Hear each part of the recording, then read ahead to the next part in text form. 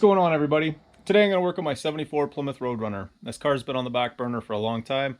I bought a rental property, had to do a bunch of renovations, you know, time, money, the whole deal. Anyways, the rentals are pretty well done. I've been working on the Jeeps, I've been working on friends projects, I've been working on vehicles to make money. And today I decided it's time I'm going to do a little work on the Roadrunner. So the first thing I did was I got the sandblast cabinet up and running. Up and running good enough for me. And I managed to sandblast all the seat brackets. I primed them and I painted them today. Super excited. It's the most I've done on this thing in a couple of years, honestly. It's been sitting here. It's been a tool bench for the most part. So I've got tons of brand new parts for this thing all squirreled away. I pulled out these wires, 8mm Taylor. I'm just getting ready to put them on. But the number one thing I've got to do is I've got to make a bracket in the back for the coil, or I suppose I can put it in the front, either way. So I've got to make a bracket up for that. I know this motor looks like it's ancient. It's actually not. It's a brand new engine. I've got a ton of money in this. It's fully forged internals. This thing's ready to rock. I've got brushed aluminum sheet metal valve covers, and it's just dusty. It's actually all painted. It's all fresh. It's all ARP stainless bolts. You know, everything is brand spanking new. The carburetor, I've not even fired it yet. So the project is going to be get this cleaned up. What put me on hold was the headers. They're massive and they don't clear quite right. They're decent.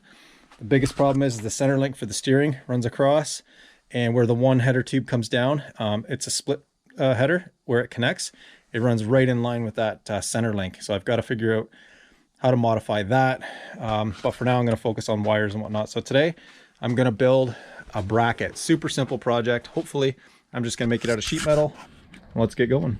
So as usual, the GoPro battery is pretty well depleted. So I've got it plugged in and charging up here now, which means I can't use the stand or anything. So massive design flaw for a GoPro. A little disappointed in the battery and the fact that you can't put it on the stand when you're charging it, but whatever. Anyways, this is another section of door from a Jeep Liberty door I cut up for parts. What I've done,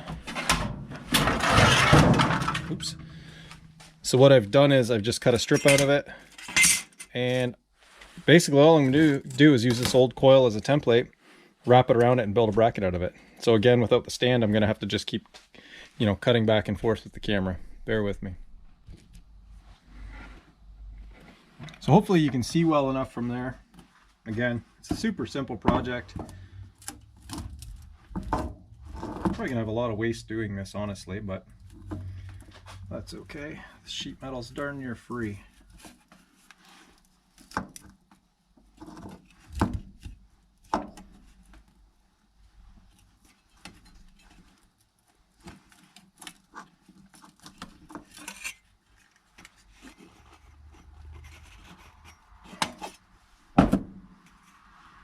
Gives me the rough shape that I want.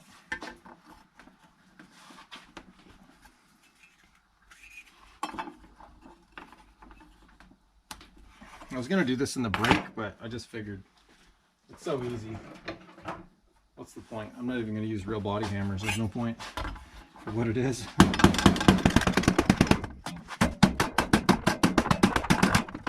Nice crisp edge on it.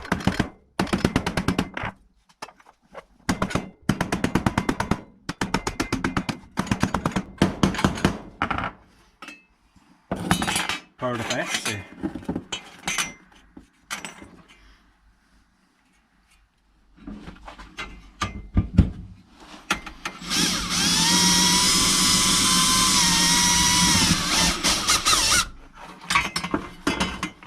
One.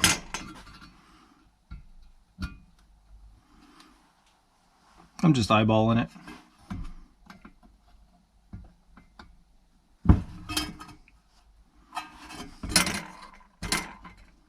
About there.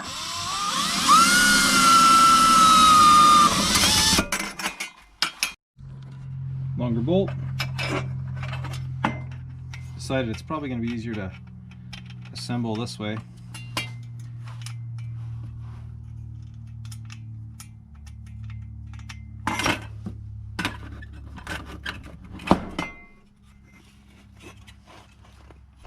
So far so good.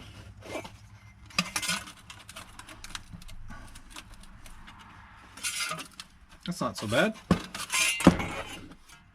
It'll be better, even better once I tighten it up.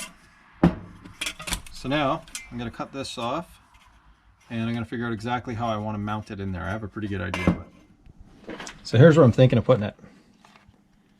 There and there. That way I can utilize one of those holes I drilled already. Right there. So I'm thinking I'm going to mount it like this and then tilt it up. That way I've got the shortest possible coil wire. I like that idea a lot. So a quick little way to figure out exactly where those holes are rather than sitting there trying to measure it with a measuring tape or a stick or anything stupid like that. You just put a piece of painter's tape all the way across, take a pin or a marker or whatever, just press where the holes are, and then you peel the tape off. You stick it on the bottom side of this thing, line it up with the first hole you've got. It'll show you exactly where the second hole is, and you just drill it. It's super easy. So there you go. I stuck a piece of tape on there. I haven't marked it yet. You can see where the hole is. You can even just rub your finger on it. The dirt you've got on your hands from working will pretty much show you exactly where the hole is. Just like back in school where you'd put a piece of paper on a nickel or whatever, and then you just rub it with a pencil. It's the same idea. But anyway, so there, we've got that. I'll take it over to the workbench because I've got better lighting there. All right, so we got our coil and our bracket. Like I say, we'll put it down here upside down. I'll try and turn it so you can actually see what I'm doing. So we just want it right on the existing hole, and it's there perfectly.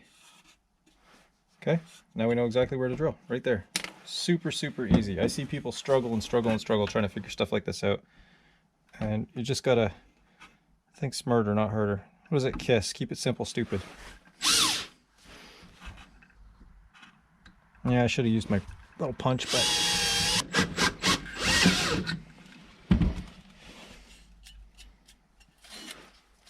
I'll just dress that up a little bit with my flap wheel on the grinder. Okay, so I went and cut it apart, cleaned it up a little bit, made sure it fits. And what I'm going to do off camera is I'm just going to plug weld that there, and then get this all fit to where it needs to be. And then nuts and bolts will go through there. And then I'm going to trim this all up, clean the whole thing up, make it look presentable hopefully. And we'll test fit it again. And then I want to bend this over this way and this way, just so it sits on there a little bit more presentable. Okay, so a little hole there, I welded it up solid. So now this base is attached to it. I put nuts on the bottom just to make sure the alignment was right.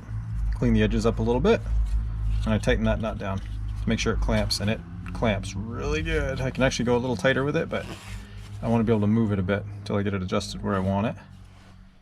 All right, so there you go, guys. You can see it's installed. Super simple little project. The main goal for me on this was to just get a coil mounted on here. I just want to get the engine running. I'm not really concerned with aesthetics. I mean, I think it looks decent. I've seen a lot worse out there, but it is front and center. So, you know, I'll probably take it off, clean it up a bit more, do some painting and whatnot, make it look a little more presentable. I'm going to clock this a little bit more. I'm going to run the wires in, try to keep them as clean and as neat as possible. I know this motor looks like it's an old, you know, caked out piece of junk, but I've actually got about $7 grand into this thing. It's all forged internals. These valve covers are just on here because I knew the car was going to sit. I left them on when I dropped the engine in. I didn't want the chain to wreck my sheet metal valve covers that I have for it. Everything's just dusty. If you look here, the paint and everything is actually nice and fresh and clean. The pulleys, everything have all been blasted and painted, you know. Yeah, brand new K&N filter, you know, everything, it's all there. The paint in here as well is just dusty from sitting, so you can see the metallic. It's called Vapor Silver Metallic. The interior is all brand new. I just finished blasting the seat brackets. They're all painted up and ready to go, so I can actually mount the front seats.